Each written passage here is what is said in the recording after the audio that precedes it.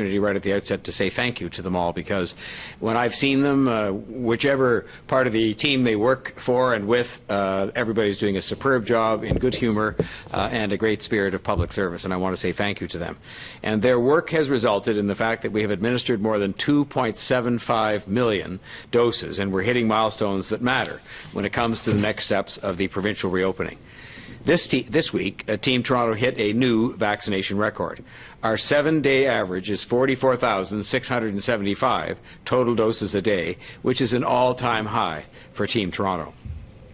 Yesterday, more than 20% of adults in the city, more than 500,000 people, have already received a first and second vaccine dose. Just a week ago, we were at 10%, so we've improved 10% in 1 week. That is great progress. And we're a few thousand vaccine doses away from having 75% of adults in the City of Toronto with their first dose of vaccine. Both percentages are important when it comes to the provincial reopening roadmap. But just as importantly, it shows a determination among so many Toronto residents to get vaccinated, to protect themselves, to protect their loved ones, and to protect our success in fighting COVID-19 so that we can get on with reopening and just get on with our normal lives. The push for people to get their second dose is on. For the first time this week, we've seen our city-run clinics go from about 2/3 first dose and 1/3 second dose to 50-50, and we expect that strong shift to second doses to continue. We can see that this week in the rush to book appointments in our city-run immunization clinics. With the eligibility lowered for people to get vaccinated, we saw 60,000 appointments booked in a few hours on Monday, and the 30,000 additional appointments opened this morning, with just 8,600 appointments remaining now out of all of that until the start of July. I want to thank people who've stepped forward and continue to step forward to get vaccinated. And I also want to continue to reach out to people who haven't got their shot yet to urge them to please get vaccinated. We are determined to make sure that everyone who hasn't been vaccinated yet gets vaccinated to protect them from COVID-19 and the Delta variant, and to make sure that our city as a whole has the best protection possible. In that regard, in terms of encouraging people to get vaccinated and helping them to take down barriers that might exist, we announced 3 weeks ago the VaxTO campaign to help connect Toronto residents with COVID-19 vaccination appointments and information. Throughout the pandemic, we've taken unparalleled efforts to address lower vaccination rates when it comes to race, income, and other factors. Our community partners and ambassadors are doing great work on the ground in hotspot areas, and in many cases going door to door to make sure people know how to get vaccinated and helping them to get their shot. Alongside those efforts, we have worked to target vaccination efforts in hotspot areas where we know essential workers live, for example, and now, through the Sprint Strategy 2.0, in areas where we know more vaccine doses are needed to combat the Delta variant in particular. VaxTO builds on that foundation of good work we are doing with our partners in communities and uses techniques similar to what you'd see during an election campaign to make sure that you use technology and use good old-fashioned door knocking to get every single person you can to make sure they get vaccinated, make an appointment and actually get to the appointment. Since its launch on May 26th, the VaxTO campaign has seen some great success in its engagement with Toronto residents. Specifically to date, for examples, over 870,000 phone numbers have been called across the city through the campaign's interactive voice broadcast messages. Out of those calls, 6,200 people have been automatically patched through to the provincial booking line. They simply have to press a key on the phone to be patched through.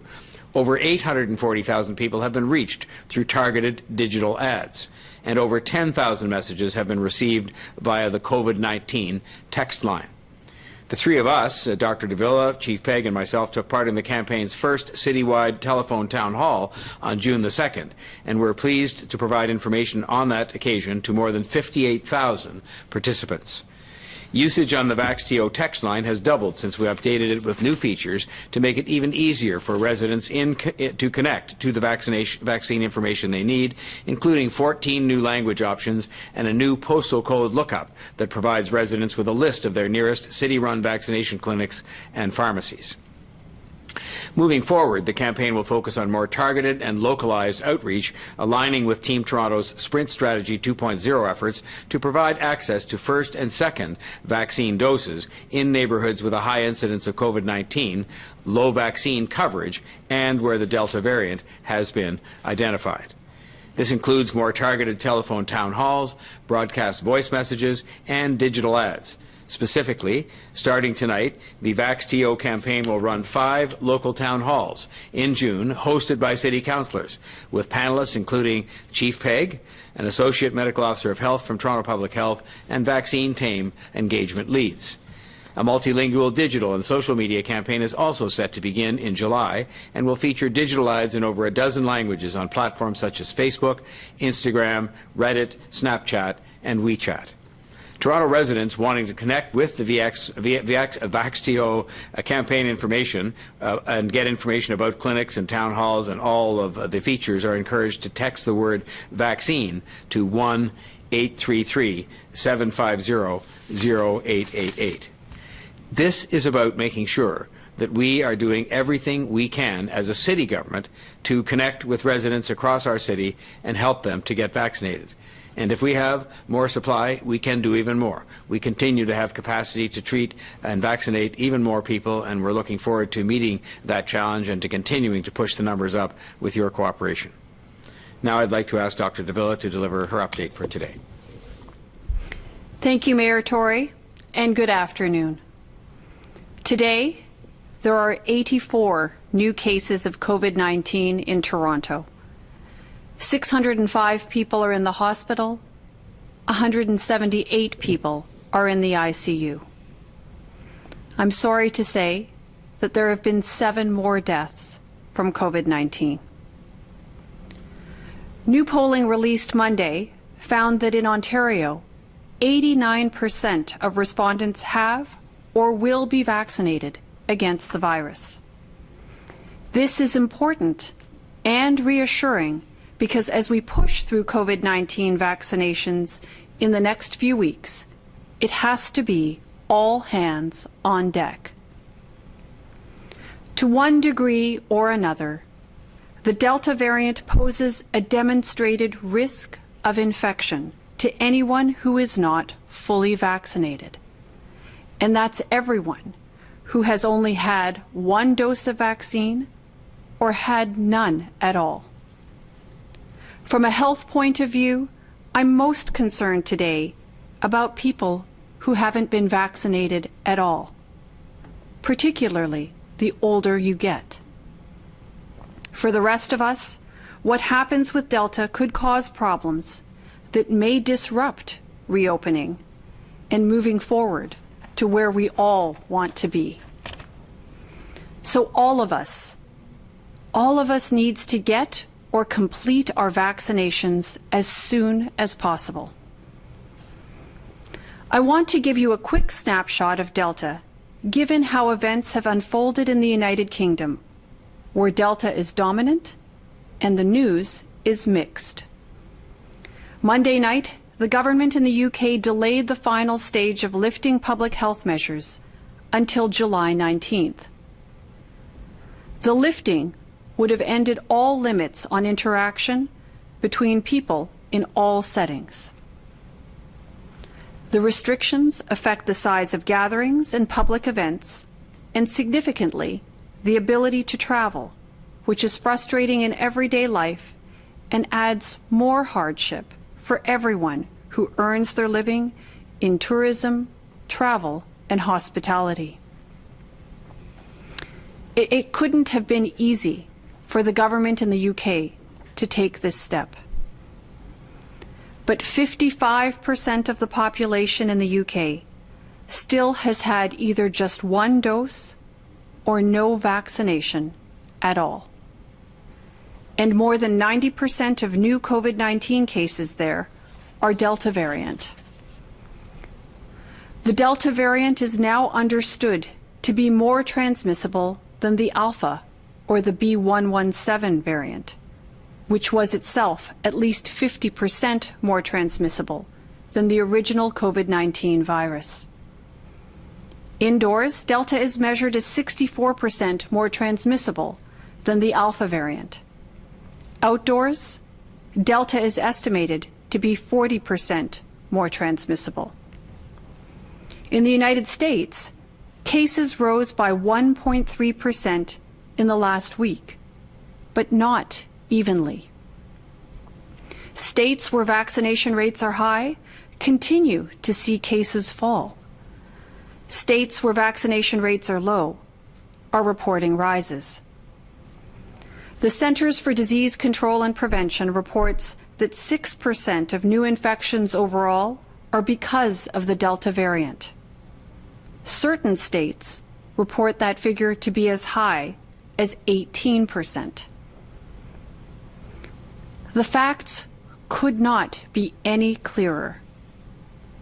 Where there's high vaccination levels, Delta doesn't appear to be a huge threat. Where vaccinations are low, it either is or could be. Here's the good news, though, and it really is good news. Overall, if you have both doses of vaccine, your level of protection from Delta is very high. Public Health England says the vaccines are over 90% protective against hospitalization after 2 doses. When an illness doesn't send you to hospital, that's a good thing. Here in Toronto, we're approaching 75% of residents 18 and older who've had a first dose. 20% are fully vaccinated. That's remarkable. It's reassuring. And most importantly, it's protection. Protection for them and protection for all of us. In that respect, we will continue to deliver vaccines to everyone who lives in Toronto while focusing attention and resources on areas of the city where the risk of COVID-19 is highest and where improved and increased vaccination coverage will create the most protection overall. Where there are increased risks to some of us in the city, then all Torontonians are at risk too. This week and next, the youth vaccination blitz continues throughout the city, building on the 57.5% of young people who've now received a first dose. There are 20 focused youth clinics across our city this week, and a dozen more planned so far for next week. If you're between the ages of 12 and 17, now is your time to get your vaccination if you haven't already, so that you can receive your second dose before back to school in September. While youth getting vaccinated must receive a Pfizer vaccine, vaccination efforts are being made easier as the Moderna vaccine will be added in significant numbers in Toronto. We're expecting almost 102,000 doses of Moderna in the next few days, with another significant infusion expected again next week. This supply will be divided between the city's mass immunization clinics and our vaccination partner network to move the vaccines to people as quickly and as widely as possible. Canada's National Advisory Committee on Immunization, or NACI, has found no important difference between Moderna and Pfizer. NACI considers these mRNA vaccines to be interchangeable. 129 million doses of Moderna have been delivered in the United States alone. Canada, the United States, and members of the European Union are amongst the more than 40 countries that have granted the Moderna vaccine authorization for use. The new quantities of Moderna vaccine that are coming to Toronto and the whole province couldn't come at a better time. The time is now. We have the vaccine supply, and we have the places to deliver it. city-run and hospital-run immunization clinics, pop-ups, and mobile clinics. Above and beyond this, supply is being provided by the province to doctors' offices and pharmacies. The main thing to remember is we're in a strong position at this point in time, so long as we work to keep it that way. Often, during the pandemic, I told you the future was in your hands and under your control. It's never been easier to take that control, and I'm asking each of you to take it and begin or complete your vaccinations so that we can drive our vaccination coverage and our safety and protection to new heights. With that, I'll now turn it over to Chief Pegg to deliver his remarks. Thank you, Dr. Davila, and good afternoon. At 8 o'clock this morning, we opened an additional 30,000 vaccine appointments in city-operated clinics between June 22 and June 27th. These additional appointments are the result of additional Moderna mRNA vaccine being allocated to us by the Province of Ontario. Next week, the City of Toronto will receive 162,630 doses of the Pfizer mRNA vaccine. 60,102 of those doses have been allocated to city-operated clinics, 36,000 doses to the Sprint strategy, and 66,528 doses to our Team Toronto partners.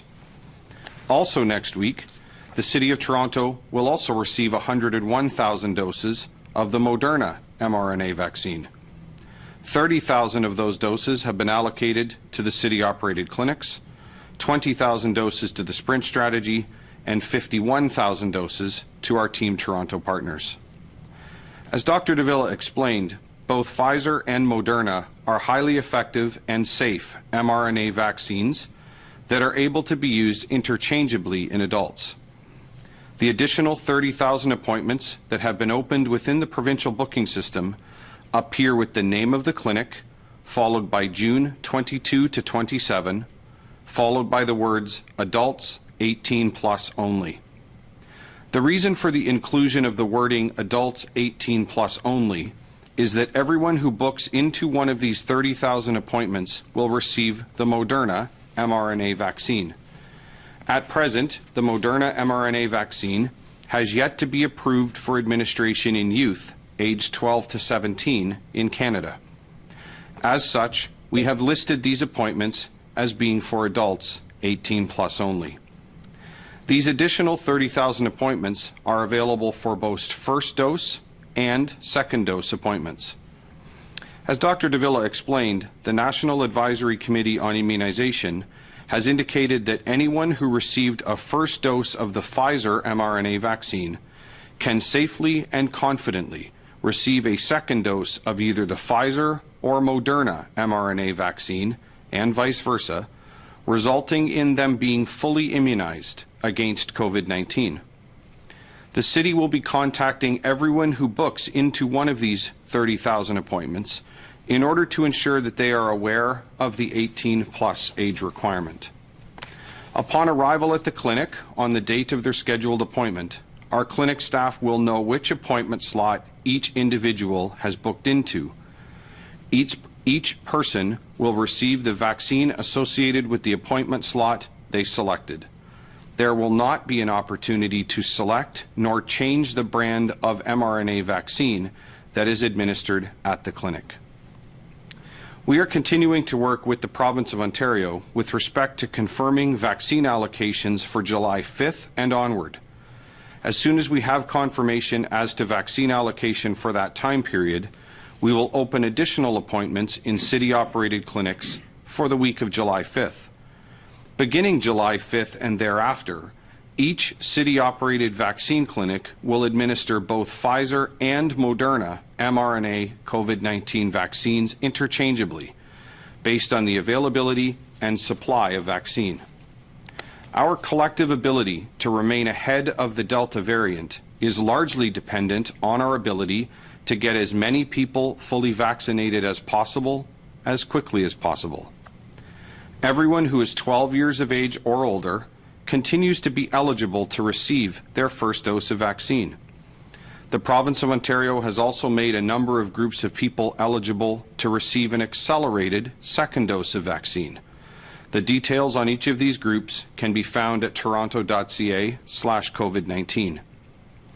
Anyone who received a first dose of mRNA vaccine, along with anyone who received a first dose of AstraZeneca vaccine who wishes to receive an mRNA vaccine as their second dose, is eligible to book their second dose appointment via the provincial booking system, which is accessible again from toronto.ca/COVID-19.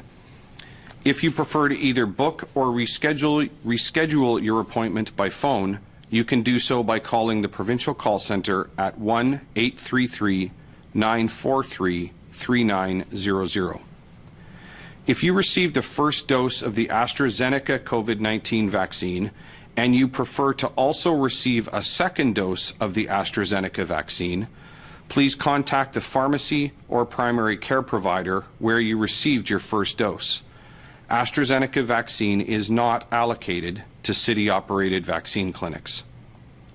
Both second dose options for those who received their first dose of AstraZeneca vaccine are safe and provide strong protection against COVID-19 and will count as a completed immunization series. As of 12:30 this afternoon, there were 8,600 appointments remaining available in our city-operated vaccine clinics between June 14th and July 4th. This includes appointment slots for both brands of mRNA vaccine.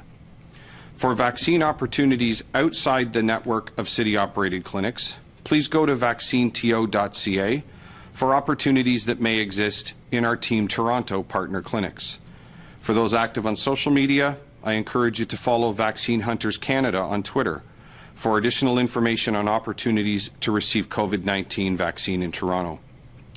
Please ensure that you cancel your appointment via the provincial booking system or the provincial call centre in the event that you will not be attending your scheduled appointment. I continue to encourage everyone who is 12 years of age and older and who has not yet received their first dose of COVID-19 vaccine to book your appointment as very soon as you are able. Thank you for all that you do to help stop the spread of COVID-19 in our city, and please continue to monitor toronto.ca/COVID-19 for the most up-to-date information on immunizations in Toronto. Thank you. Thank you very much, Chief. We'll now go to questions. Just a reminder to please unmute yourself. We'll go first to Jane Stevenson from the Toronto Sun. Jane, go ahead, please. Yes, I'm not sure if anyone on the panel, maybe somebody on the phone can answer this one. There was a story out of Ottawa today that indicators of COVID-19 in city wastewater have risen in recent days to levels not seen since early May, when daily case counts were in the triple digits in the city. And I guess Dr. Doug Manuel said the increased wastewater signal being seen in Ottawa is, in quotes, similar to what preceded surges in the past. And I guess I'm just wondering if Toronto is monitoring the city wastewater and if this is a concern. Doctor? So thanks, Jane, for the question. We do have data, and we are participating in wastewater surveillance here in the city. Perhaps a little more complicated an affair here, just given how significant our wastewater operations are. I would say this, the last data I saw suggested that things were on the decline. We are, of course, monitoring, and I will look into that, which is our most current data, as I get the reports on a regular basis from our team. And just as a follow-up then, Dr. Dula, do you know when that last report was? Was it a week ago, 2 weeks ago, days ago? Yeah, it was a few days ago. Honestly, Jane, I can't tell you the exact day, but we do get regular reports every week from the team, certainly. Okay, thank you. Thank you. Thank you, Jane. We'll go next to Dave Woodard from Global News Radio 640. Dave? Thank you. Good afternoon, Mayor Tory. My first question is for you from a colleague with Global National. With Victoria City Council deciding to not do Canada Day celebrations, should Toronto continue having Canada Day celebrations, given the heaviness of Indigenous issues right now, especially in the light of the discovery of unmarked burial sites in Kamloops? Well, of course, the discovery of unmarked burial sites in the West and possibly to be followed based on exploration that's being undertaken now was a great tragedy and something that people right across the country, I think, have embraced as something that we should be reflecting on and taking action on as Canadians. In the case of the City of Toronto, we've already cancelled our city-run Canada Day celebrations because of COVID-19. I think that there will still be a Canada Day, and I would hope that part of what takes place that day, in addition to celebrating this great country that we're so fortunate to live in, will be some time of reflection on these issues that have confronted us for a long time with respect to the treatment of our Indigenous people, and I'll leave it at that. Okay, thank you. And with Canada's Wonderland slated to reopen July 7th, Mayor Tory, are you considering reopening things like the CNE for this August with safety measures? And further to that, do you agree with Brampton Mayor Patrick Brown that we should be moving into stage 2 earlier than anticipated? My view throughout with respect to the provincial roadmap is that they did a very good job of having a clear and very concise plan that had specific dates attached to it, very specific thresholds attached to it, there were a number of them. It wasn't just vaccination rates, it was also hospitalization and other things like that. And I would abide by public health advice in this regard, but I think it is best from the standpoint of consistency if we stick to the plan. The province put forward the plan. I think it's best if we stick to it. And we're just trying to push every single day to get as many people vaccinated as we can and to make sure that people continue to follow the public health rules. With respect to some of the public events, let's remember that in many cases those were cancelled because the organizations needed to make a decision back some time ago when the situation was still quite dire. They had to sign contracts, hire people, and do things like that. And I think that that was a main consideration in many cases when they came forward to us and said they wanted to cancel the event or that they were intending to do so. In other instances, it is the difficulty that's involved in having events like that and controlling the number of people that are there in a crowd. What if you said you were going to go ahead with some of these events and then it turns out we hadn't yet reached the thresholds necessary for, say, stage 3 of the roadmap opening? And then you've signed contracts, you've hired people, and there's a problem of an even bigger financial problem for those organizations. And so I would say that it is likely the case, and I can't speak for them, but it is likely to be the case that those things that have been canceled would remain canceled. But I suppose it's always possible there could be some modification to how those events are held, but at the moment I'd say it's more likely they'll remain postponed for this year, and we can look forward to celebrating those events again in 2022. All right, thank you very much. We'll go next to David Ryder from the Toronto Star. Go ahead, Dave. Hi, everybody. My first question will be about the incidents we've seen on the beaches with fireworks and et cetera. Is there anything to talk about closing any beaches? And also just built into that, as Mayor Tory, you had suggested maybe limits on fireworks on Canada Day. Can you tell me where we are with that? Well, the situation is such that when it comes to beaches and parks, let's be clear, fireworks are banned all the time. There is no allowance for fireworks, and so the people who take any fireworks to a beach or to a park are, if they intend to use them, they're breaking the law. And of course, we've had outrageous examples of people not just using them, which is against the law, but using them to fire the Roman candles at other people and at police officers in some instances. That is completely unacceptable, antisocial, just ridiculous behavior, and we do our best. I mean, when I say we, all of the different enforcement mechanisms and people who are parks ambassadors and so on, to see that that kind of behavior doesn't happen. But the beaches in particular are a very difficult place to control crowds, and the one thing you don't want to do, especially in the middle of the summer, is to close the beaches. So that isn't something that's been contemplated. We've taken steps like closing parking lots earlier, keeping an eye out for huge quantities of alcohol, which tends to influence this behavior onto the beaches and so on. But if you think about how people can access the beaches from all kinds of access points up and down the shore, it's a very difficult thing for us to exercise control. So, it's back to the same old thing. we have to count on people to behave themselves, to encourage others to behave, not to even think of taking fireworks to the beach, let alone using them, to limit the amount of alcohol they consume and frankly that they take to the beach. They're not supposed to take any, but we're not running around giving a lot of tickets for that. It just has to be people that decide they're going to behave responsibly. We certainly had lots of enforcement resources at the beaches last Sunday, but no matter how many you have, it's almost impossible to completely control what goes on there. So I just hope that people can do better as time goes on. There's patios open now to provide additional entertainment options for people, and I just hope people do better, because it's up to people to do better, the vast majority of whom do. It's just a small minority that, as usual, caused this question to be asked. Thank you. And follow-up is for Dr. Davila. Dr. Davila, it seems pretty certain now that first, the increase in the vaccination rate for first doses is flattened or slowed down dramatically. Is that natural, do you think? I know there's plans to try and keep it going, but is that a result of anything in particular beyond the fact that all the early adopters have already adopted? Well, I think there are a number of factors there, David, and certainly I can say we were talking about this earlier, and I understand that at our own city mass immunization clinics, we're still seeing about a 50-50 split between first doses and second doses. So certainly glad to see that there are people coming out to get that first dose, and of course, as second dose eligibility has opened up, we are not surprisingly seeing people coming out to get that second dose.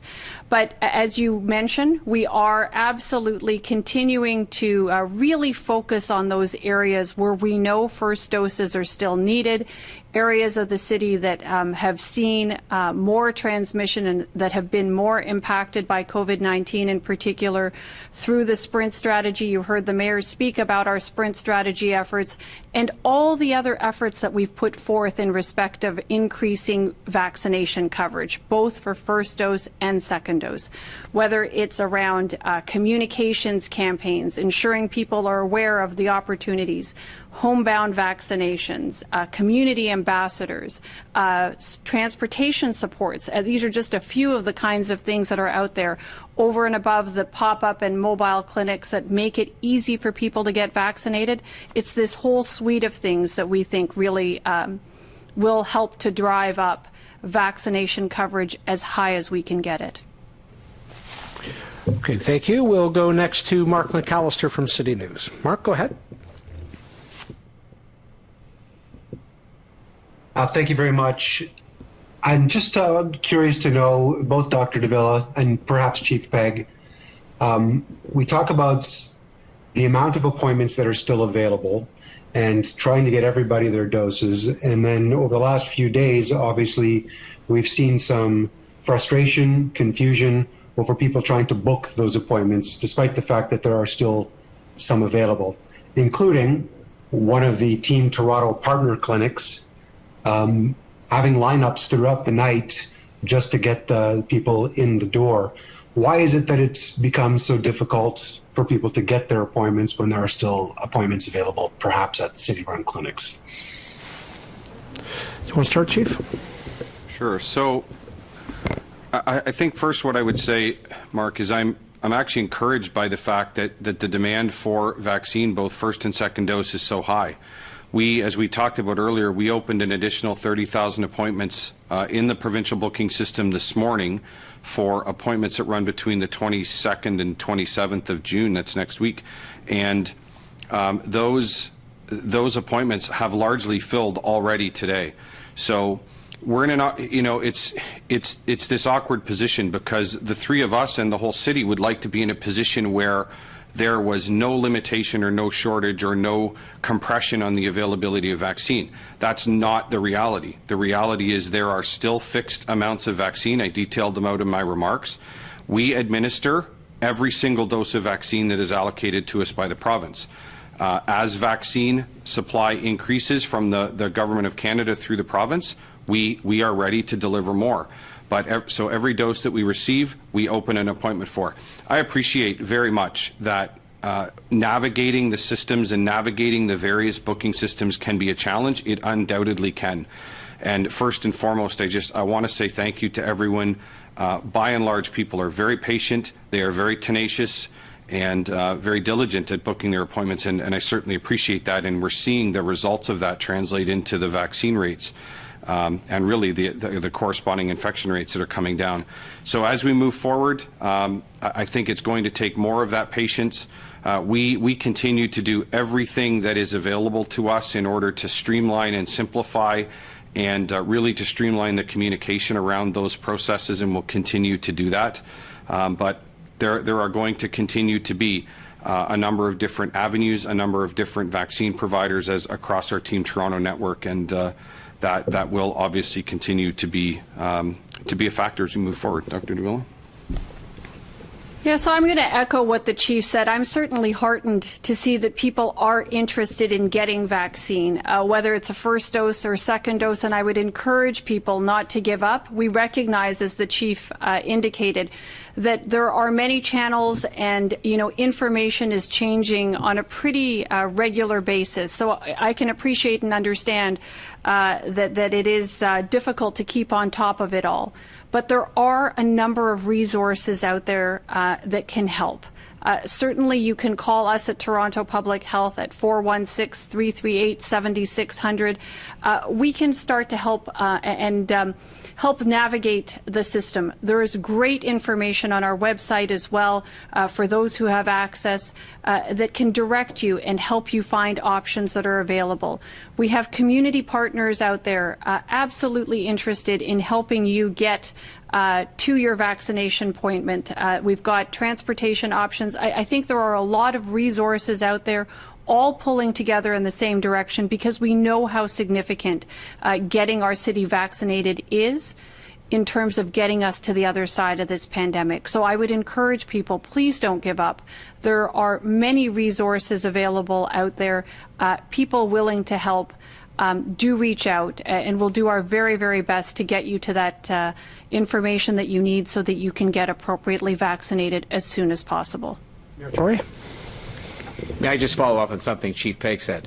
We allocate appointments based on the vaccine that we know we have available so that we don't have to cancel appointments, and we move the vaccine around as people may not come for their appointments or something like that. But make no mistake, we could use more supply. We have more capacity to administer vaccines to more people if we had more supply. And the province has been good at recognizing the fact that in this city of Toronto, we have more hotspot areas where people have been infected over time or maybe are more vulnerable to the Delta, or where there are just lower rates of vaccination.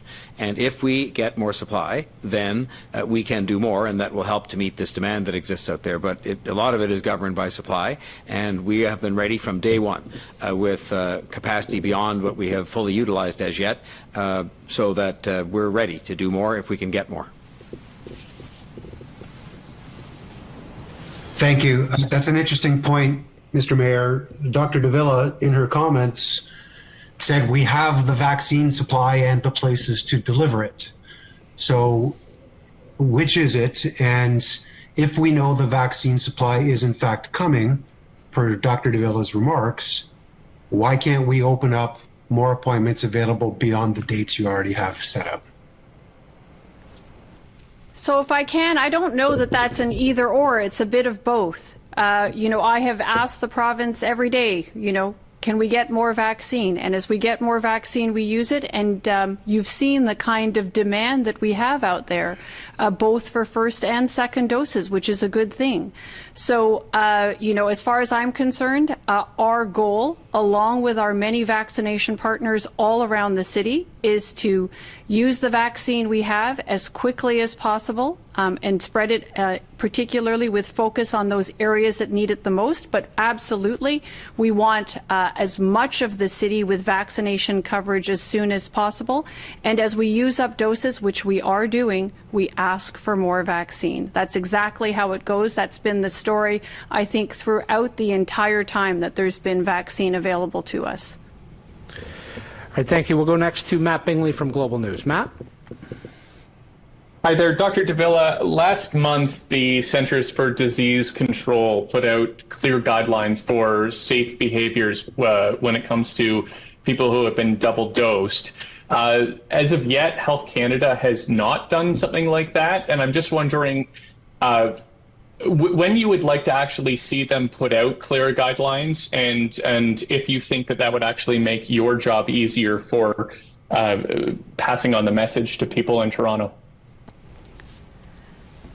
I think that any time that there are clear guidelines provided by higher levels of government, particularly for those issues that affect a broad swath of the population that aren't really managed at a local level, it's always, helpful to have that kind of clear guidance provided.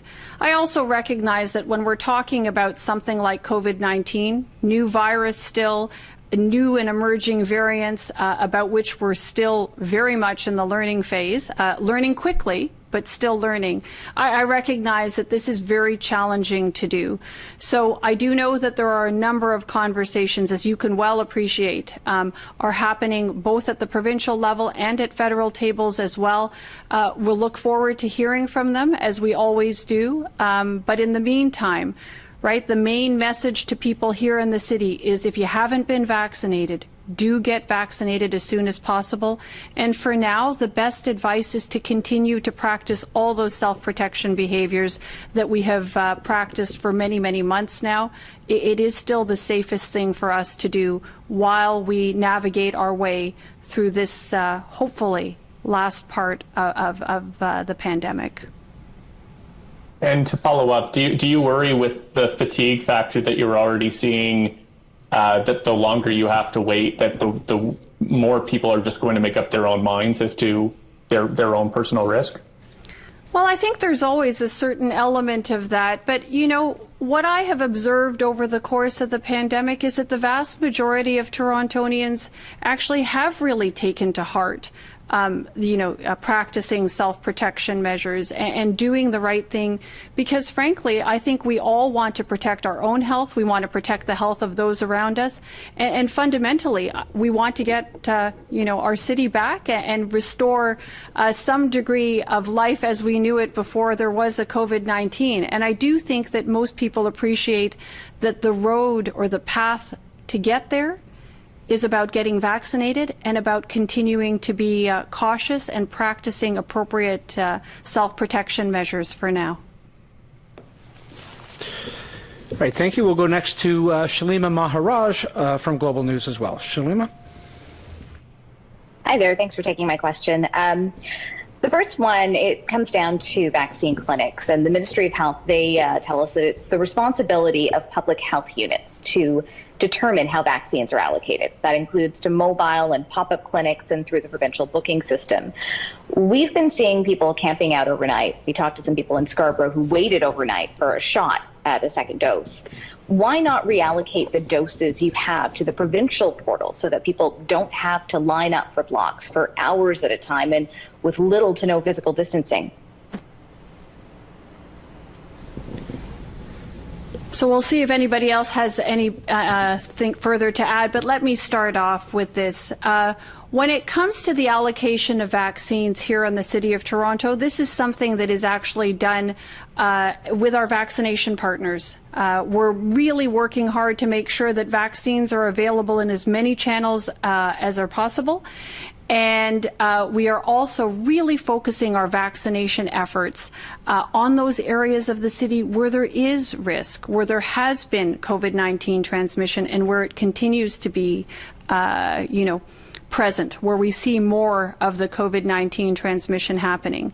Hence, we have a pop-up and mobile strategy, and we have noted that this has actually made a significant difference. It has really increased vaccination rates in those hardest hit areas of the city and has improved coverage. And in accordance with that, we are actually seeing reductions in our COVID-19 transmission.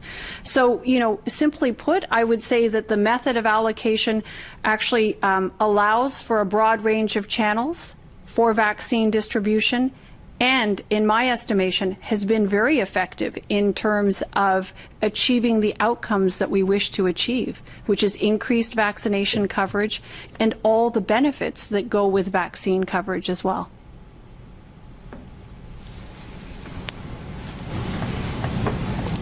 follow-up. So the other thing that I would ask, though, at the same time, I mean, we are seeing images of people who have been out there overnight. We've talked to people who've been out at midnight. One woman who was out at 1:30 in the morning waiting for a clinic to open up at 8 o'clock. Does that not concern you that there could be potential risk having all of these people congregating and for that long in close proximity? So, I don't think there's any intention for that to be the case. That, the idea of having overnight lineups is certainly not the intention. My understanding is that when it comes to the mobile and pop-up clinics and the partners who are overseeing their operations, there are a number of different management strategies, line management strategies to help try to alleviate or avoid those kinds of instances or situations from arising. I'm certainly interested to hear that this is happening. We'll bring it back to the table of our vaccination partners.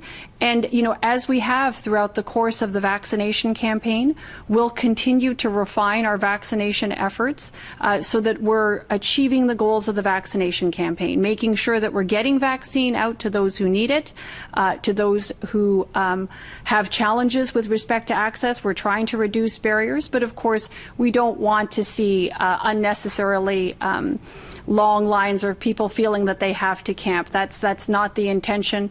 We have always worked with our partners to try to improve the vaccination experience while at the same time increasing vaccination coverage as quickly and as efficiently as possible.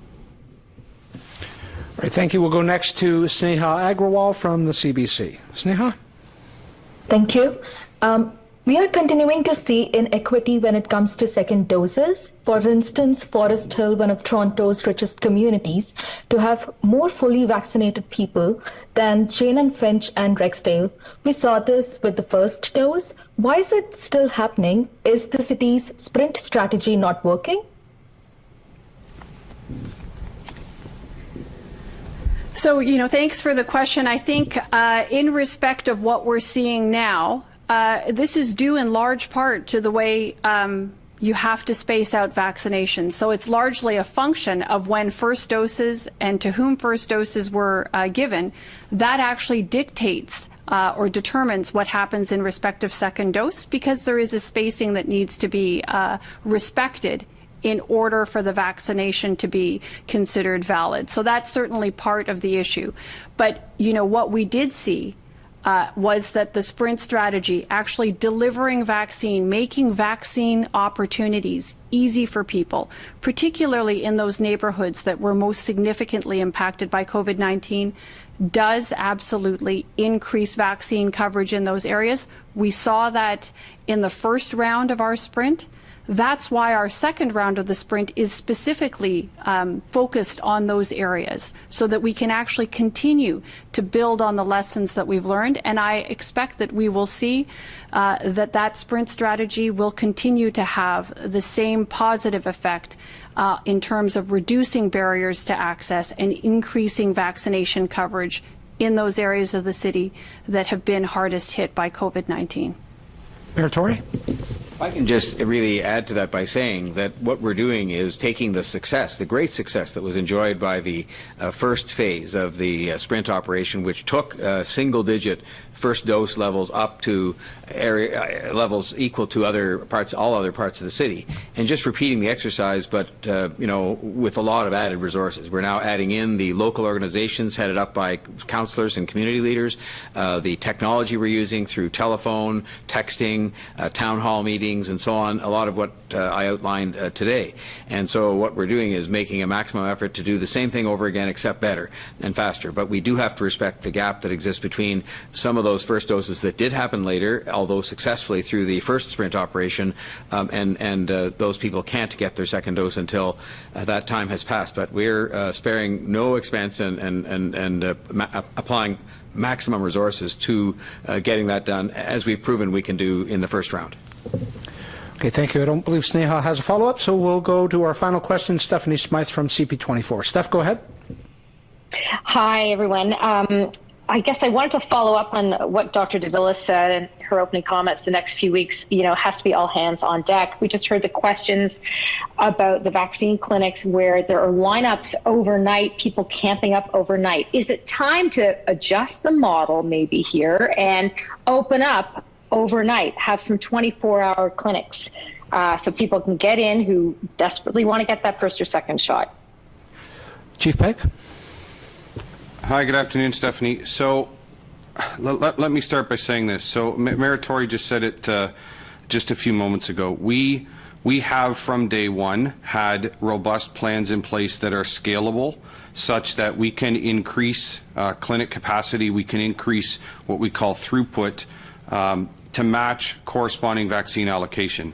At this point in time, and I can say for next week, even with the addition of the 30,000 additional doses of the Moderna mRNA vaccine, that only puts our clinic operations next week at about 90% of their operating capacity. So there is still more capacity. With respect to the different operating models, I think it's important to understand that when we designed and set up and ultimately built and run the 9 city-operated clinics, those were designed with a particular operating model. And one of our principal strategies that we have employed throughout has been to do everything we can do to minimize lineups and to maximize what I describe as client experience and make sure that there is a relevant or a relatively expedient flow through the clinic. They've worked really, really well. The clinics are effective, they're safe, and generally speaking, very positive feedback from clients. But as this situation and as the COVID-19 pandemic has evolved, and especially our immunization task force efforts in response to it have evolved, we've learned a lot and continue to learn a lot, especially from our Ontario Health Team partners and our community ambassadors. And I can speak very personally that I have learned a lot from our community ambassadors in that while there is a certain segment of our population, a certain percentage of people who prefer to access an online or a telephone booking system, book a confirmed appointment, arrive at a specific time, receive their vaccine and leave, that isn't necessarily the preferred option across our whole city.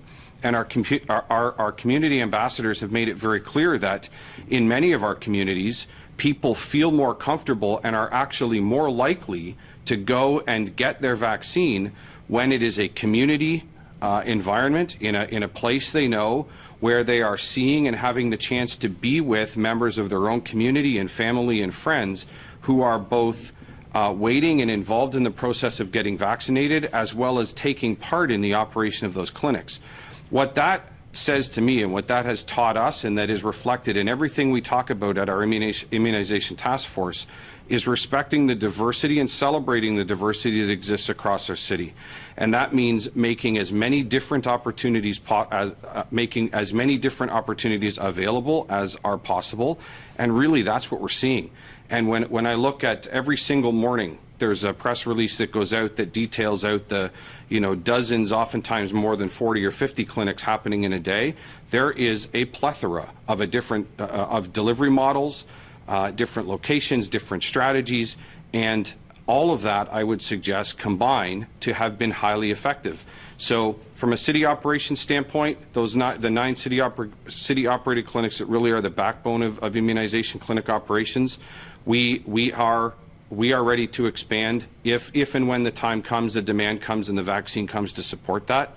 Until that is the case, we're certainly working hand in glove with our Ontario Health Team partners, our community health partners, our mobile clinics, the sprint strategy, and everything else that creates that really synergistic system across the city that I'm proud of. Great, Chief, thank you. I guess my next question, Dr. Davila, or whoever wants to answer this, it's about this Delta variant. The concern obviously is there, looking at the UK experience, delaying the reopening. Can someone, maybe Dr. Davila, let us know the status of the Delta variant in the city of Toronto and any areas of concern? So, Steph, at a very high level, we are certainly seeing Delta variant here in the city. At last count, I think it was roughly about a third of the samples did come back as Delta variant, and we are continuing to watch that very carefully. On the plus side, as I mentioned in my remarks, the science is showing us that vaccines are effective protection against Delta variant, and we're talking about 2 doses of vaccine. That's why you hear us say over and over again how important it is that all of us in the city do our very best to ensure that those in our networks, our family members, our friends, our neighbors, our colleagues, are actually taking advantage of the many vaccination opportunities that are available. We know the vaccine is effective. It is a significant part of our path forward so that we can move to a life that is more like what we knew before there was COVID-19. So I just, can't say that enough.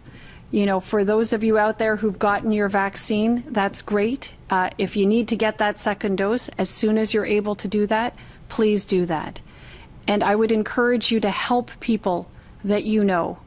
Call them, find out about whether they're vaccinated. If they haven't been vaccinated, please do everything in your power to help them get there, to book that appointment, to get to the clinic, and to get that protection that's provided by vaccination. It's protection for them, it's protection for all of us, and it's a key component of the path out of the pandemic. All right, thank you very much, Doctor, and thank you all for joining us. That concludes today's briefing. Stay well.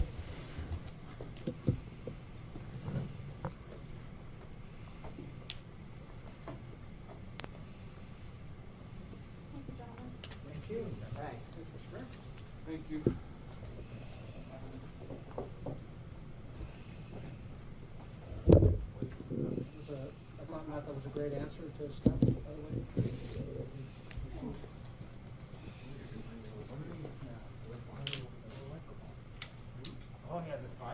Have you done an off-site presser yet? Which one? Have you been to an off-site press conference yet? No. Oh, is he?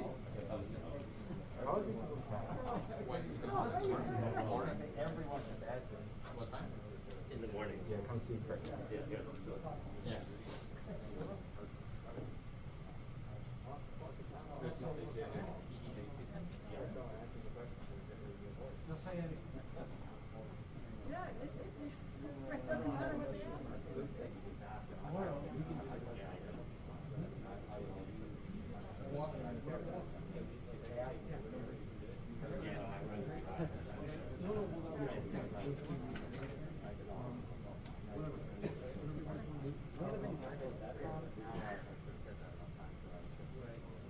Okay. Yeah, no, it's literally you turn on the camera outside in this town.